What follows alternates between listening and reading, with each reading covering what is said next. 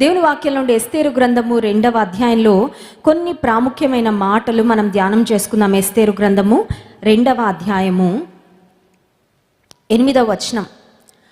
ఆమెను తన కుమార్తెగా స్వీకరించెను, రాజాజ్ఞయు అతని నిర్ణయమును ప్రచురము చేయబడి కన్యకలు అనేకులు షూషను కోటకు పోగు చేయబడి హేగే వశమునకు అప్పగింపబడగా ఎస్తేరును రాజు యొక్క నగరునకు తేబడి స్త్రీలను కాయు హేగే వశమునకు అప్పగించబడెను.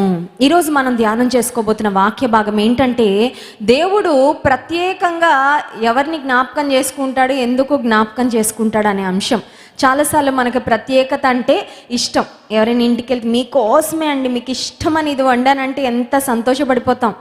కొన్నిసార్లు కొంతమంది మీకు ఇష్టమని ఈ కలర్ చీర కొన్నానంటే ఎంత ఆనందపడిపోతాం.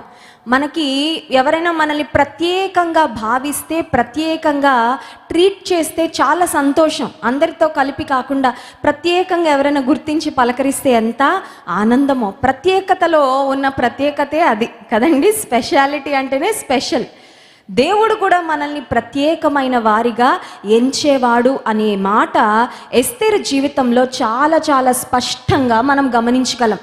రాజైన అహష్వరోషునకు మొట్టమొదట ఒక భార్య ఉండేది. ఆమె పేరు మనందరికీ తెలుసు. చూడండి, వష్టి 1వ అధ్యాయము 19వ వచనం. రాజునకు సమ్మతి ఆయన, వష్టి రాజైన అహష్వరోషు సన్నిధికి ఇకను రాకూడదని తమ యొద్ద నుండి ఒక రాజాజ్ఞ పుట్టవలెను. అది తప్పకుండునట్లు పారసీకుల యొక్కయు మాదీయుల యొక్కయు న్యాయము చొప్పున నియమింపవలెను. మరియు వష్టి కంటే యోగ్యురాలిని రాణినిగా తాము చేయవలెను. వష్టి తన స్థానాన్ని పోగొట్టుకుంది. దేవుని దగ్గర మన స్థానం పోతుందా? కొంతమంది అనుకుంటారు, ఎలా బ్రతికేసినా క్షమించు ప్రభు అంటే క్షమించేసి చేర్చేసుకుంటాడని. కానీ మొదటి స్థితి కొన్నిసార్లు తిరిగి రాదండి. అది అర్థం చేసుకోవాలి. అర్థమవుతుందండి? మొదటి స్థితి రాదు. కొన్నిసార్లు మొదటి వైభవం మళ్ళీ తిరిగి రాదు. దేవుని గురించి తెలిసి కూడా, దేవుని వాక్యాన్ని గురించి తెలిసి కూడా, దేవుని యొక్క ఆజ్ఞలు శాసనాలు ఎంత ఖచ్చితమైనవో తెలిసి కూడా కొంతమంది తెలిసి బురదలో పడిపోతూ ఉంటారు. ఏ బురదలో? మన రోడ్డు మీద కనబడే బురద కాదు, మన బురదలో పడిపోతాం. ఏముందండి, డిటర్జెంట్లు ఉన్నాయిగా, ఉతికేసుకోవచ్చుగా. తెలిసి పాపం అనే బురదలో పడిన తర్వాత నువ్వు దేవుని సన్నిధిని కోల్పోతావు, దేవుని మహిమ కోల్పోతావు, దేవుని శక్తి కోల్పోతావు, దేవుని అభిషేకం కోల్పోతావు, దేవుని ఆశీర్వాదాలు కూడా కోల్పోతావు. ఆ తర్వాత నీ బ్రతికి ఎలా ఉంటుందంటే అతుకుల బ్రతికే అవుతుంది కొన్నిసార్లు. అర్థమవుతుందండి? మొట్టమొదట నీకున్న స్థితి కొన్నిసార్లు నీకు తిరిగి రాకపోవచ్చు. వష్టి తన స్థాయిని, తన స్థానాన్ని పోగొట్టుకుంది. She was banished from the kingdom. ఆమె రాజ్యం నుండి బయటకి పంపివేయబడింది. అహష్వరోషు రాజు, ఆయన దాదాపు 127 సంస్థానాలంట. 1వ అధ్యాయం 1వ వచనంలో ఉంటుంది. 127 సంస్థానాల మీద రాజు, 127 సంస్థానాల మీద రానంటే అది ఎంత గొప్ప స్థానమో. వష్టి తన అవిధేయత వలన తన స్థానాన్ని, ఆమెకున్న ఘనతను కోల్పోతే, కొన్నిసార్లు దేవుడిచ్చిన ఘనత, దేవుడిచ్చిన ఆశీర్వాదం యొక్క విలువ అది పోయాక అర్థమవుతుంది. అవునా కదా? ఆరోగ్యం యొక్క విలువ ఆరోగ్యం పోయాక అర్థమవుతుంది. అవునా కదా? కదండి? సమాధానం యొక్క విలువ సమాధానం పోయాక అర్థమవుతుంది. కొంతమంది డబ్బున్నంతకాలం దర్జాగా ఖర్చు పెట్టేస్తూ ఉంటారు. డబ్బంతా పోయాక, చేతులన్నీ ఖాళీ అయిపోయాక డబ్బు విలువ తెలుసు. అయ్యయ్యో, అప్పుడు సమృద్ధిగా ఉండేదే, అప్పుడు నేను ఇలా చేయలేకపోయానని. మా ఇంటికి మా చిన్నతనంలో మా యూత్ మీటింగ్ ఒక అన్న వస్తూ ఉంటే, అన్న తన చిన్నప్పుడు ఒక అనుభవం చెప్పాడు. ఏంటంటే, మా డాడీ రాజకీయంగా బాగా తిరుగుతున్న కాలంలో మా ఇంట్లో డబ్బులు కట్టలన్నీ షెల్ఫ్లో పెడుతూ ఉంటే మేము ఆడుకునేటప్పుడు క్యాండిల్కి వాటిని ఒక్కొక్కటి పెట్టి కాల్చేసేవాళ్ళం అమ్మా అని చెప్పాడు. అయితే తర్వాత వాళ్ళ కుటుంబం చాలా పేదరికంలోకి వెళ్ళిపోయిందండి. ఎలా అంటే, వాళ్ళకి ఎంత అవసరమో ఆ రోజుకి అంతే ఉంటుంది తప్ప వాళ్ళకి ఇంకా భవిష్యత్తు కోసం నిల్వలు కూర్చుకునే అంత ఆర్థిక స్థితి లేదు. అయితే ఆ అన్న ఏం చెప్పేవాడంటే, చిన్నప్పుడు చాలా డబ్బు ఉండేది ఇంట్లో, చాలా కట్లు ఉంటే అవేదో కాగితాలు అనుకొని క్యాండిల్కు పెట్టి కాల్చేసేవాళ్ళం. అయ్యో, డబ్బు విలువ ఏంటో ఇప్పుడు మాకు డబ్బు లేనప్పుడు తెలుస్తుంది. కొన్నిసార్లు దేవుడిచ్చిన ఆశీర్వాదాలు అవి పోయాక తెలుస్తుంది. దేవుని యొక్క విలువ, దేవుని ఆశీర్వాదాల యొక్క విలువ అవి ఉన్నప్పుడే గుర్తిస్తే మనం ధన్యులం. హల్లెలూయా! మనం ధన్యులమా కాదా? ధన్యులమా కాదా? ఒకసారి చెప్దామా? నేను ధన్యురాలని చెప్పండి. I'm blessed. హల్లెలూయా! నేను ఆశీర్వదించబడిన వ్యక్తిని. హల్లెలూయా! సాతాను అంటాడు, వేస్ట్, నువ్వు శపించబడ్డావు. ఎన్ని శాపాలు, అన్ని శాపాలు, ఇన్ని శాపాలు. నీ భవిష్యత్తు ఎలా ఉంటుంది, నీ బతికి ఎలా ఉంటుందో, అదే అయిపోద్దేమో, ఇది అయిపోద్దేమో. కాదు కాదు. అపవాది మన మనసులో వేసే ఆ బాణాలకు విశ్వాసం అనే డాలు చేత పట్టుకోవాలంటే సర్వాంగ కవచంలో ఎఫెసీ పత్రిక 6వ అధ్యాయంలో ఉంటుంది, have the shield of faith. డాల్ ఎందుకంటే బాణాలు వస్తూ ఉంటాయి, ఆ బాణాలను ఆపడానికి డాలు. నీ మనసు మీదకి అపవాది కొన్ని బాణాలు విసురుతూ ఉంటాడు, అంతా బాగానే ఉంటుంది. సడన్గా అందరూ ఎవరి దారినాలు వెళ్ళిపోయాక ఇంట్లో ఒకరిమే కూర్చున్నప్పుడు నా బతికేంటో కదా, దీన్ని ఏమంటారంటే సెల్ఫ్ పిటీ అంటారు. ఎప్పుడైనా వచ్చిందండి మీకు? మన మీద మనకే జాలి అనమాట, మన మీద మనకే జాలి. కొంతమంది వాళ్ళు కూర్చుని ఏడుస్తా, ఇంటికి ఎవరైనా వస్తే వాళ్ళని చూసి వాళ్ళు కూడా ఏడవాలని వాళ్ళు ఏడుస్తా అందరిని ఏడిపిస్తూ ఉంటారు. నా బతుకండి, నీ బతికి ఏం అవ్వలే, నీ బతుకు చాలా బాగుంది, హల్లెలూయా. దేవుడు ఉన్నంతకాలం నీ బతుకు బాగానే ఉంటుంది, నీ బతుకు బాగుపడతా తప్ప నీ బ్రతుకు పాడవ్వదు.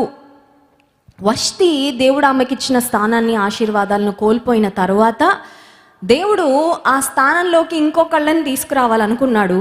ఆమె కంటే యోగ్యురాలనంట, someone who's better than her, ఆమె కంటే యోగ్యురాలని తేవాలనుకున్నప్పుడు చాలామంది కన్యకలంట. ఆ మాట చూడండి, 8వ వచనంలో 2వ అధ్యాయం ఎస్తేరు గ్రంథము, కన్యకలు అనేకులు షూషను కోటకు పోగు చేయబడి. మన చుట్టూ కూడా అనేకులు ఉంటారా ఉండరా? మన వయసు వాళ్ళు ఎంతమంది ఉంటారు? అనేకులు ఉంటారు. మన క్లాస్లో ఎంతమంది ఉంటారు? అనేకులు ఉంటారు. మనం ఉండే కాలనీలో, లొకాలిటీలో ఎంతమంది ఉంటారు? అనేకులు ఉంటారు.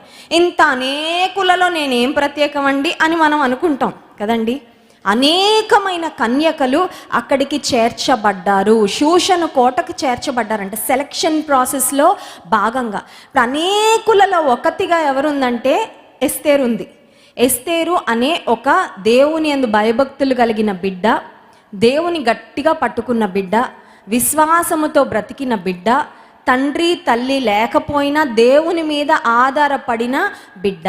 ఇప్పుడు షూషను కోటలో అనేకులతో పాటు వెళ్ళింది. అనేకులతో పాటు వెళ్ళిన తర్వాత అనేకులకు ఎస్తేరుకి ఒకే ట్రీట్మెంట్.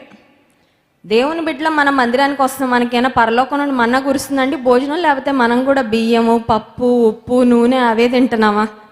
చెప్పాలి. మనకైనా మన్నా, పూరేడు పిట్టలు ఇవేనా స్పెషల్ ప్రొవిజన్లు ఏమైనా వస్తున్నాయి? ఏం రావట్లేదు కదా.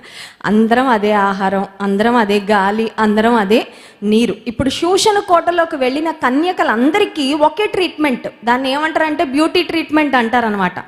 ఆ బ్యూటీ ట్రీట్మెంట్ చూడండి 12వ వచనంలో, 6 మాసముల గోపరస తైలముతోనూ 6 మాసములు సుగంధ వర్గములతోనూ స్త్రీల పరిమళ క్రియల కొరకైన మరి వేరు పదార్థములతోనూ స్త్రీలు పరిమళ క్రియలు ముగించి రాజునొద్దకు పోవువారు 12 మాసములైన తరువాత రాజైన అహష్వరోషునొద్దకు వెళ్ళుటకు ఒక్కొక్క చిన్నదానికి వంతు వచ్చింది.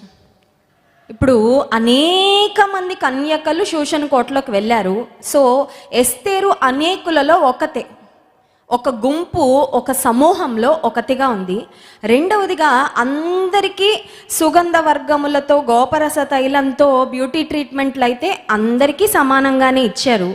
12 నెలలు మసాజులు, ఆ ఫేషియల్స్, అవి ఇవి స్పాలు గీలు చేశారంటే ఒక్కొక్కళ్ళ మొహాలు ఎలా వెలుగుంటాయో ఒకసారి ఊహించండి. అర్థమవుతుందండి?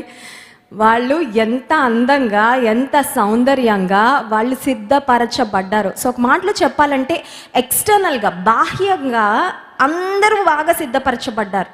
Every one was prepared on the outside. బయటకు ప్రతి ఒక్కరూ వాళ్ళు బెస్ట్గా కనబడేటట్టు సిద్ధపరచబడ్డారు. ఈ లోకంలో చాలాసార్లు ఏమనిపిస్తా అంటే అందరూ బాగానే బతుకుతున్నారు కదండి, నేనేనా ఏంటి?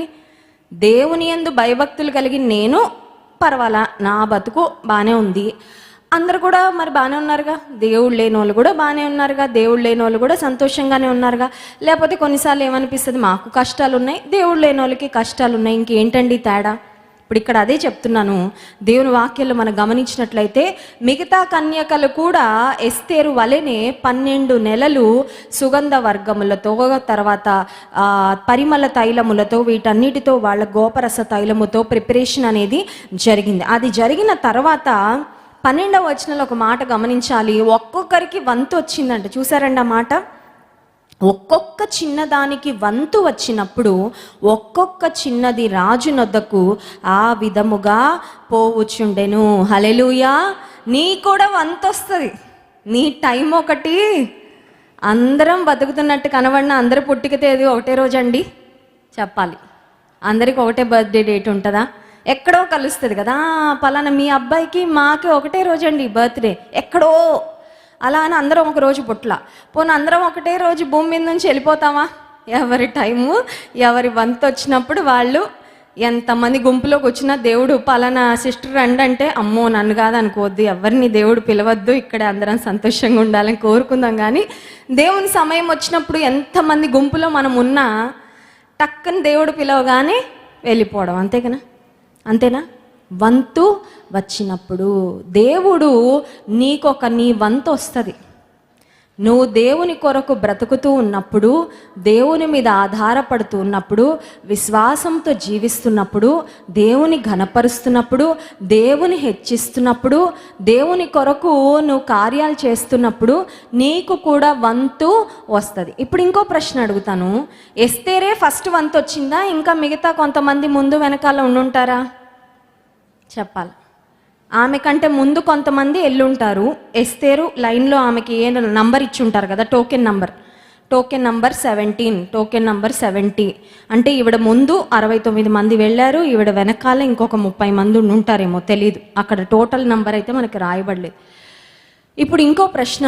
కొన్నిసార్లు మన జీవితంలో మనం ఎదురు చూస్తున్న ఆశీర్వాదాలు పక్కోళ్ళకి వచ్చేస్తూ ఉంటాయి త్వరగా. ఎప్పుడైనా జరిగిందండి అది? మనకి పెళ్ళవ్వాలనుకుంటే మనకంటే ముందు పక్క వాళ్ళకి అయిపోతూ ఉంటుంది. మనం పిల్లలు కలగాలని ఆశపడుతూ ఉంటే అందరికి పుడతా ఉంటారు, కానీ మనకు మాత్రం పుట్టరు. అర్థమవుతుందా? మనం ఇల్లు కట్టుకోవాలనుకుంటే మనకంటే వెనకాల లోన్ అప్లై చేసిన వాళ్ళకి లోన్ వచ్చేసి వాళ్ళు ఇల్లు మొదలు పెట్టేస్తారు, కానీ మనది మాత్రం ఎక్కడ వేసిన గొంగలి అక్కడే. మనం ఏదో అనుకుంటుంటాం, ఎదురు చూస్తుంటాం, అది మనకి కాకుండా మిగతా వాళ్ళకి జరిగిపోతూ ఉంటుంది. అంటే అర్థం ఏంటంటే, నేను అర్థం చేసుకోవాలి మన వంతు ఇంకా రాలేదని. హల్లెలూయా. కానీ వంతు మాత్రం ఖచ్చితంగా వస్తుంది. హల్లెలూయా.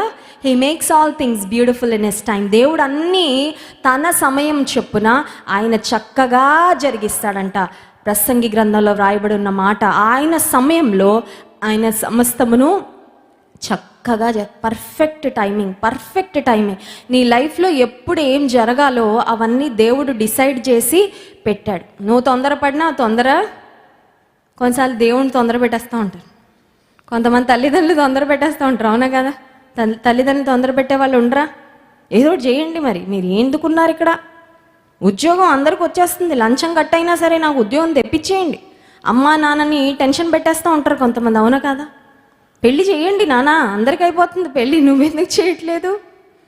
కొంతమంది భార్యలు భర్తల దగ్గరికి వెళ్ళి తొందర పెడతారేమో, పిల్లలు అందరికి పుడుతున్నారు. చేసిందండి బైబిల్ గ్రంథంలో రాహేలు యాకోబు దగ్గరికి వెళ్ళి అంటుందంట, నువ్వు నాకు పిల్లల్ని ఇస్తావా చస్తావా అంటుందంట. నువ్వు పిల్లల్ని ఇవ్వకపోతే చస్తావా అని, అట్లా నేను చచ్చిపోతాను అంటుందంట. అంటే she is so desperate for children. పిల్లల కోసం ఆమె అంత ఆరటంతో ఎదురు చూస్తుందేమో.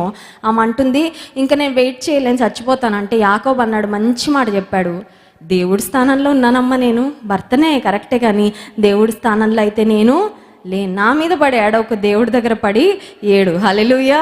అది నేర్చుకోవాలి.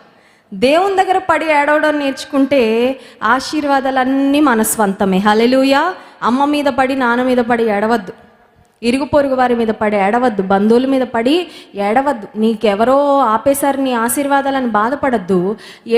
ఏడుపేదో దేవుని దగ్గర ఏడు, ఖచ్చితంగా ప్రతిఫలము దొరుకుతుంది. ఒక్కొక్క కన్యకకు ఆమె వంతు వచ్చిందంట. ఎస్తేరు సమయం కూడా వచ్చింది. హల్లెలూయా. ఎస్తేరు రాణి అవ్వాలని దేవుడు నిర్ణయించినప్పుడు ఆ ముందు ఎంతమంది వెళ్ళినా వాళ్ళు ఎవరు సెలెక్ట్ అవ్వలేదండి. హల్లెలూయా. నీ ఆశీర్వాదాలు నీ ముందు ఎంతమంది పరిగెట్టుకు వెళ్ళినా వాళ్ళకి రావు. నీది నీ కొరకే దేవుడు దాచిపెడతాడు. హల్లెలూయా.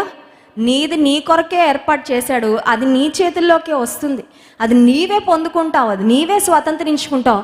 నీ ఆశీర్వాదం గద్దె ఎత్తుకుపోదు, ఇంకెవరో వచ్చి దాన్ని తీసుకొని వెళ్ళలేరు. ఎస్తేరు వంతు వచ్చినప్పుడు ఏమైంది అని ఆలోచిస్తే చూడండి, ఎస్తేరు గ్రంథము 2వ అధ్యాయంలో 17వ వచనం. స్త్రీలందరికంటే రాజు ఎస్తేరును ప్రేమించెను, కన్యలందరికంటే ఆమె అతని వలన దయాదాక్షిణ్యములు పొందెను. అతడు రాజ్య కిరీటమును ఆమె తల మీద ఉంచి ఆమెను వష్టికి బదులుగా రాణిగా నియమించెను. ఎస్తేర్ టైం వచ్చిందండి. హల్లెలూయా. నీకు నాకు కూడా టైం వస్తుంది. హల్లెలూయా. బాధపడద్దు. వాళ్ళని వీళ్ళని చూసి బాధపడద్దు. వాళ్ళని వీళ్ళని చూసి కృంగిపోద్దు. వాళ్ళని వీళ్ళని చూసి నిరాశ పడద్దు. నిన్ను దేవుడు జ్ఞాపకం చేసుకునే సమయము వస్తుంది. నిన్ను దేవుడు హెచ్చించే సమయము వస్తుంది. నిన్ను దేవుడు దీవించే సమయం వస్తుంది. నీ పక్షంగా దేవుడు ఉన్నాడని రుజువు చేసుకునే సమయం ఒకటి ఖచ్చితంగా వస్తుంది. రాజు దగ్గరికి ఎస్తేర్ రాగానే చూడగానే రాజుకి రాజు ప్రేమించాడంటండి. అది ఎవరు పెట్టారంటే, ఆ కార్యం ఎవరు చేశారంటే దేవుడే చేశాడు. హల్లెలూయా. ఎస్తేర్ని చూడగానే రాజుకు ప్రేమ కలిగేటట్లుగా అది దేవుడు చేసే కార్యం తప్ప అది మనుషులు చేసే కార్యం కానే కాదు. ఇంకొక మాట, కన్యలందరికంటే ఆమె అతని వలన దయాదాక్షిణ్యములు పొందెను. ప్రపంచంలో ఇన్ని లక్షల మంది, ఇన్ని కోట్ల మంది ఉంటే దేవుడు నిన్ను ఏర్పాటు చేసుకున్నాడు ఆయన బిడ్డగా ఉండడానికి. హల్లెలూయా. ఎందుకంటే నువ్వు ఆయన దయాదాక్షిణ్యములు పొందుకున్నావు. లూకాసు వార్త 1వ అధ్యాయంలో 30వ వచనంలో కూడా ఆ మాట మనం చూస్తాము. మరియా, కన్య అయిన మరియా వద్దకు దేవదూత వచ్చి చెప్తున్న మాట చూడండి. లూకాసు వార్త 1వ అధ్యాయము 30వ వచనం. దూత, మరియా భయపడకుము, దేవుని వలన నీవు కృప పొందితివి. హల్లెలూయా. ఆ కాలంలో చాలామంది కన్యకలు లేరా? భూమి మీద ఇప్పుడు ఈ టైంలో ఎంతమంది కన్యకలు, పెళ్లిగానే ఆడపిల్లలు ఉన్నారంటే ఎంత పెద్ద లిస్ట్ వస్తుందండి. చాలా పెద్ద లిస్టు. ఉద్యోగాలు లేని వాళ్ళు ఎంతమంది ఉన్నారు? బీటెక్ చదివిన వాళ్ళు ఎంతమంది ఉన్నారు? ఎంటెక్ చదివిన వాళ్ళు ఎంతమంది ఉన్నారు? ఎంబీఏ చేసి ఉద్యోగాల కొరకు ఎదురు చూసిన వాళ్ళు ఎంతమంది ఉన్నారని లెక్కలు తీస్తే లక్షల్లోనే ఉంటారు లెక్కలు. గవర్నమెంట్ జాబుల కొరకు ఎదురు చూసిన వాళ్ళు ఎంతమంది ఉన్నారు? ఎంతోమంది. అంతమంది ఉన్నా దేవుని దయ, దేవుని కృప ఎవరు పొందుకున్నారంట? మరియా ఎంతోమంది కన్యకలు ఉన్నారు. ఎవరికన్నా ఇవ్వచ్చు అవకాశం, యేసయ్య తల్లిగా ఉండే అవకాశం, కానీ దేవుడు మరియకే ఇచ్చాడు. ఎందుకంటే మరియ దేవుని వలన కృప పొందినది. హల్లెలూయా. నీ బంధువులు ఎంతమందైనా ఉండొచ్చు, నీవు తెలిసిన వాళ్ళు ఎంతమందైనా ఉండొచ్చు, వాళ్ళ జీవితాలు ఎలా అయినా ఉండొచ్చు, కానీ నీవు దేవుని దయను, నీవు దేవుని కృపను పొందుకుంటే ఆ ప్రత్యేకత ఖచ్చితంగా నీ జీవితంలో ఉంటుంది. హల్లెలూయా. ప్రతి ఒక్కరు అది ఒప్పుకొని తీరుతారు. ప్రతి ఒక్కరూ అది గమనించేటట్లుగా, ప్రతి ఒక్కరూ దాన్ని గుర్తించేటట్లుగా దేవుని ఆశీర్వాదం ఖచ్చితంగా నీ జీవితం మీద ఉంటుంది. రాజు ఏం చేశాడంట? రాజుకి ఎస్తేర్ని చూడగానే ప్రేమ కలిగింది. ఇప్పుడు ఆ రాజు స్థానంలో మన పరలోకపు రాజు అయిన యేసయ్యను పెట్టుకొని ఎస్తేరు స్థానంలో మనం నిలబడితే ఒకసారి చదువుకుంటే ఎంత బాగుంటుంది చూడండి. ఆ రాజు అయిన అహష్వేరోషు స్థానంలో పరలోకపు రాజు అయిన యేసయ్య, ఆ ఎస్తేరు స్థానంలో మనం పెట్టుకుందాం. ఓకే అండి, పెట్టుకొని ఒకసారి చదువుకుందాం చూడండి. స్త్రీలందరికంటే రాజు ఎస్తేరును ప్రేమించినప్పుడు ఎస్తేరు ప్లేస్లో మన పేరు పెట్టుకోవాలి. కన్యలందరికంటే ఆమె అతని వలన దయాదాక్షిణ్యములు పొందెను. అతడు రాజ్య కిరీటము ఆమె తల మీద. ఇంకా టైం ఏమన్నా లేట్ చేశాడా? 12 నెలలు ప్రిపరేషన్స్ జరిగిన తర్వాత ఎస్తేరు సమయం వచ్చినప్పుడు ఇంకేం ఆగలేదు. హల్లెలూయా. నీ ఆశీర్వాదాలు ఒక టైం వరకే ఆగినట్టు కనబడతాయి, ఇంకా తర్వాత తోసుకొని వచ్చేస్తుంటాయి నీ జీవితంలోకి, తట్టుకోలేవు నువ్వు. హల్లెలూయా. అమ్మో ఇదేంటి బాబు, ఈ ఆశీర్వాదాల ప్రవాహం నేను తట్టుకోలేకపోతున్నాను. కొన్నిసార్లు ఎలా ఉంటుందంటే, బ్రతుకు బండి అది లాగాల, గూడ్స్ బండి ఉంటుంది చూసారా మీరు? గూడ్స్ బండి కదలదు, ఎంత కష్టపడి కదులుతుందో. కానీ నీ లైఫ్లో దేవుడు సూపర్ ఫాస్ట్ ఎక్స్ప్రెస్ లాగా ఆశీర్వాదాలు పంపించే ఒక టైము వస్తుంది. ఇప్పుడు గూడ్స్ బండిలా ఉండొచ్చు నీ బ్రతుకు. ఎంత కాలం, ఎంత ప్రార్థన చేస్తున్నా ఏం మారట్లేదండి, ఎంత ఎదురు చూస్తున్నా ఏం రావట్లేదండి, ఏమవుతున్నాయి ప్రార్థనలు, ఏంటి దేవుడు నన్ను జ్ఞాపకం చేసుకోవట్లేదని కనిపిస్తుండొచ్చు. ఎస్తేరు సమయం వచ్చింది, ఎస్తేరు వంతు వచ్చింది, ఎస్తేరును దేవుడు హెచ్చించాడు. రాజు వెంటనే ఆ కిరీటాన్ని ఆమె తల మీద పెట్టి వెంటనే రాణిగా ఆమెను, దట్స్ ఇట్, వెంటనే ఆమె స్థితి, ఆమె స్థాయి మారిపోయింది. దేవుని కృప ఒక మనిషి జీవితాన్ని ఒక అత్యున్నతమైన స్థానానికి నడిపించగలదు. హల్లెలూయా. బాధపడుతున్నావా? ఏ యోగ్యత నాకు లేదండి, అందరూ నన్ను చిన్న చూపులు చూస్తున్నారని నువ్వు అనుకుంటున్నావేమో, దేవుని కృప అడుగు. ప్రభా నీ కృప నాకు ఇవ్వు. ఎస్తేరుని చూడగానే రాజుకు దయ కలిగిందంట. ఇంగ్లీష్ బైబిల్లో ఉంటుంది, ద కింగ్ హ్యాడ్ ఫేవర్. ఎస్తేరుని చూడగానే రాజుకి ఫేవర్ వచ్చిందంట. గాడ్స్ ఫేవర్ మన మీద ఉంటే అదే మన లైఫ్కి ఫ్లేవర్ యాడ్ చేసేస్తుందంట. Hallelujah. The favour of God adds flavour to our life. దేవుని దయ, దేవుని కృపే మన జీవితానికి ఒక ప్రత్యేకతను సంతరించి పెడుతుంది. బాధపడుతున్నావేమో, లోక సంబంధంగా ఏ ఘనత ఏ మెప్పు నాకు లేదని నువ్వు కృంగిపోతున్నావేమో, దేవుని దయ కొరకు అడుగు. దేవుని దయా దాక్షిణ్యముల కొరకు ఎదురు చూడు. ఇప్పుడు అందరి జీవితం ఒకేలా ఉన్నట్టు అనిపించవచ్చు, అందరి పరిస్థితులు నీ పరిస్థితులు ఒకేలా ఉన్నట్టు అనిపించవచ్చు, కానీ నీ భక్తికి నీ విశ్వాసానికి ప్రతిఫలము వచ్చే దినము దగ్గరలో ఉంది. హల్లెలూయా. నమ్మితే ఖచ్చితంగా ఎస్తేరు జీవితంలో కార్యములు చేసిన దేవుడు నీ జీవితంలో కూడా ఆశ్చర్య కార్యములు జరిగిస్తాడు. కళ్ళు మూసుకోండి, ప్రార్థన చేసుకుందాం. పరిశుద్ధుడా, మహోన్నతుడా, నీ వాక్యం ద్వారా మీరు మాతో మాట్లాడినందుకు వందనాలు.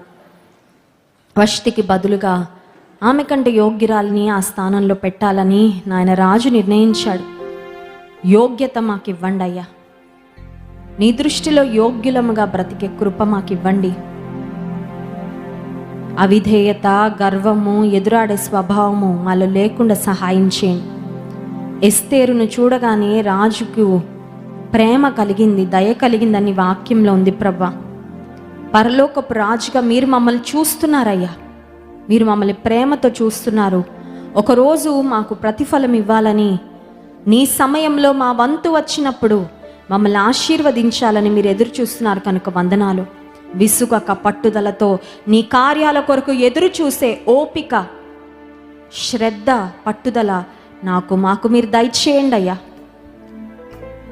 ఉపవాస ప్రార్థనలో ఎంతమంది పట్టుదలతో పాల్పొందుతున్నారో వారి జీవితంలో ప్రత్యేకమైన నీ కార్యములు జరిగించి మహిమను పొందమని, ఈ వాక్యం మా హృదయాలు ఫలింపచేయమని నిన్ను స్తుతించి ఆరాధించబోతుండగా ఆరాధన ఆత్మతో మా హృదయాలను నింపండి అయ్యా. నీకు ఇష్టమైన ఆరాధన మేము చేయడానికి సహాయం చేయండి. యేసు నామమున ప్రార్థిస్తున్నాం తండ్రి, ఆమేన్.